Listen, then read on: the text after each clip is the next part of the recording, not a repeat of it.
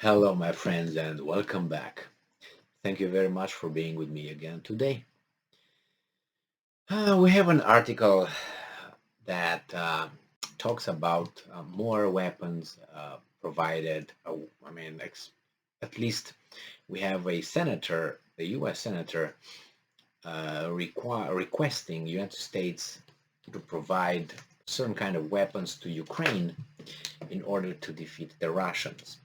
I will not really deal with that request per se. I will deal with the persons who are involved in all this. So this article comes from the Voice of Ukraine, the new Voice of Ukraine, from July 8, 2022.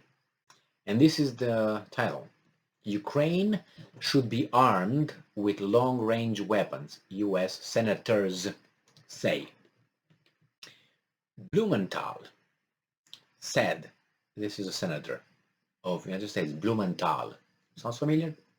Blumenthal said he supports providing Ukraine with long-range ammunition for HIMARS rocket artillery, Harpoon anti-ship missiles, and anti-air defense systems on the conditions that Russia won't use these weapons to strike at Russian sovereign territory.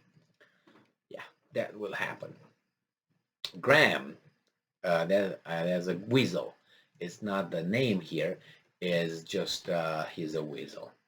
Graham stressed the urgency for further, he's all the way with the American military industrial complex, this guy, Graham and Blumenthal.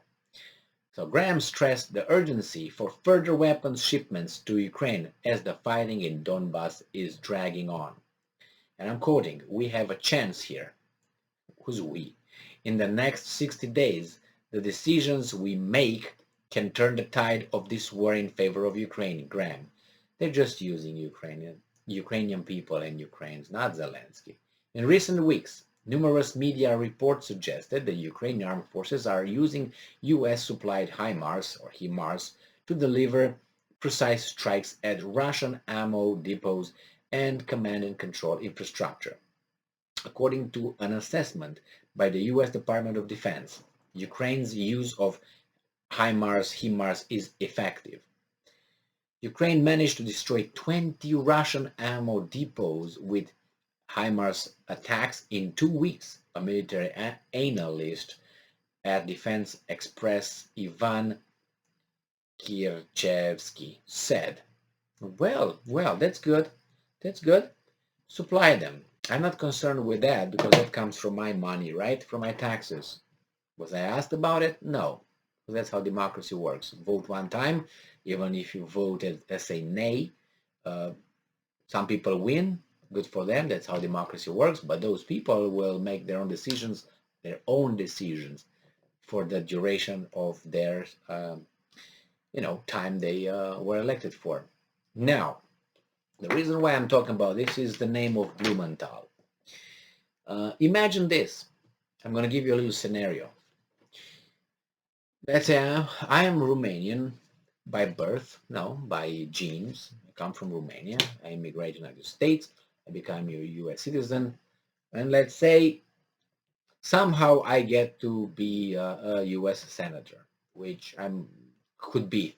It's not illegal, I think. President, you can't still, but senator. Okay. And then let's say there's a Romanian like me who, I don't know, maybe was born or maybe his parents immigrated to, let's say, Iran. And and this child becomes over there a senator, or let alone he becomes, let's say, a president. He becomes the president of the Ayatollah, if you want, of Iran. So I'm Romanian by birth, by genes. He's Romanian by genes and by birth, but became the leader of the Persians. The Persians are not Romanians. The Persians are Persians. Iranians are different gene, different kind of people. Like you have, let's say, the Semitic people, the Arabs, Jews. Are different genetically from, let's say, Sub-Saharan Africans or, let's say, Japanese, East Asians. Correct? I mean, it's a fact. It's not it's a fact. It's a scientific fact. Nevertheless, so I'm Romanian here. He's Romanian there.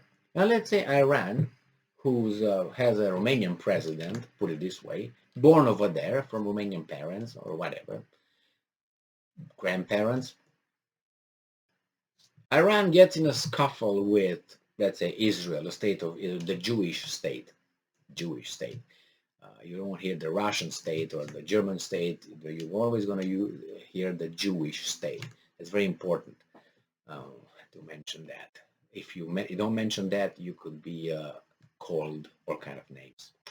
All right. So nevertheless, Iran gets in a scuffle with Israel, and let's say I, as a senator, I urge the United States to provide Iran, the president, Iran, with weapons to defeat Israel. Wouldn't you suspect that I have, a little bit of something for my fellow Romanian over there? Not necessarily for the Persians, for the Iranians, but don't you suspect that might be a little affinity or support because I'm Romanian, he's Romanian, and I want to support. I have nothing with the Iranians. I have nothing with Israelis or Jews, how you want to call them. But the only thing I have in common is that guy. Would you suspect that I might be, maybe inclined to support my genetically, how should I call it, genetically member of the tribe or whatever you want to call it, closer to me? Well, I do by experience only and by also by information. Yes, we intend to support our people, and he would be closer to me, the president, the Romanian president of Iran, than the Iranians or the Israelites or Israelis, Jews, how you want to call them. So Blumenthal is me, and Zelensky is the Romanian president of Iran. You might not like to see that, but that's a reality. We all talk about here in the United States about over-representation and diversity and under-representation and all that. That means, if you, let's say, have an organizations, you would like to have this amount, this percentage whites, this percentage blacks, this percentage Latinos, this percentage this and percentage that. You want that. They have a problem here in America only when one group is overrepresented. If any other group is overrepresented, there's no problem with that. That's fine. So let's say that group is underrepresented by the percentages, no problem with that.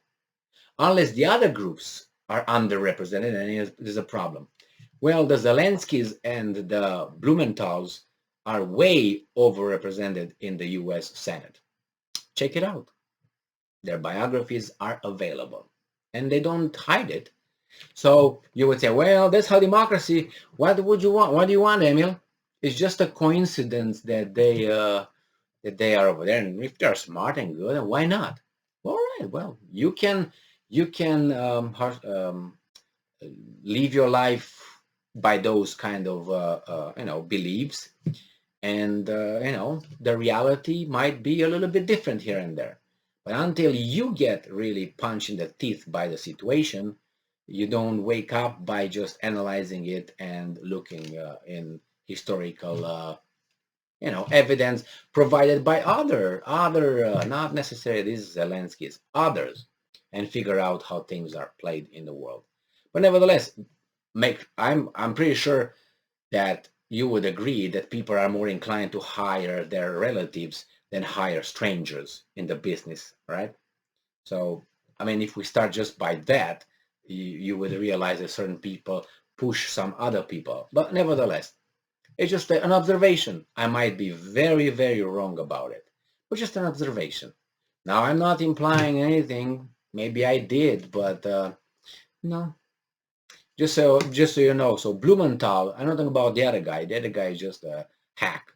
The other guy is just a sellout. But Blumenthal is one of those.